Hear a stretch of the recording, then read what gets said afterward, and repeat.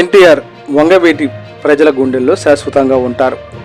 MLA doctor Chadalavada Arvind బాబు, స్వర్గీయ నందమూరి తారక రామారావు, వంగవీటి మోహనరంగ ఇద్దరు ప్రజల గుండెల్లో ఎప్పటికీ నిలిచి ఉంటారని ఎమ్మెల్యే డాక్టర్ చదలవాడ అరవింద్ బాబు అన్నారు.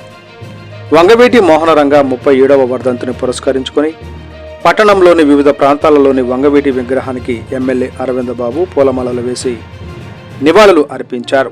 ఈ సందర్భంగా ఆయన మాట్లాడుతూ ప్రతి ఒక్కరూ వంగవీటి రంగాను స్మరించుకుంటూ ఆయన అడుగుజాడల్లో నడవాలని, పేద బడుగు బలహీన వర్గాల పక్షాన నిలబడి పోరాడాలని, వారికి చేయూత ఇవ్వాలని అన్నారు.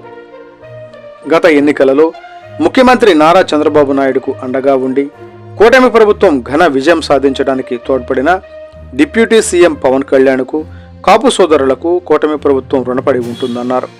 కాపులు ఎన్నో త్యాగాలు చేశారని, వారికి తాను అండగా ఉంటానని, వారితో కలిసి నడుస్తానని చెప్పారు. ప్రతి కార్యక్రమంలో కలిసికట్టుగా పనిచేద్దామని పిలుపునిచ్చారు.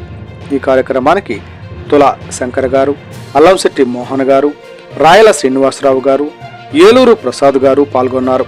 జనసేన, టీడీపీ, బీజేపీ ఉమ్మడి నాయకులు పాల్గొన్నారు.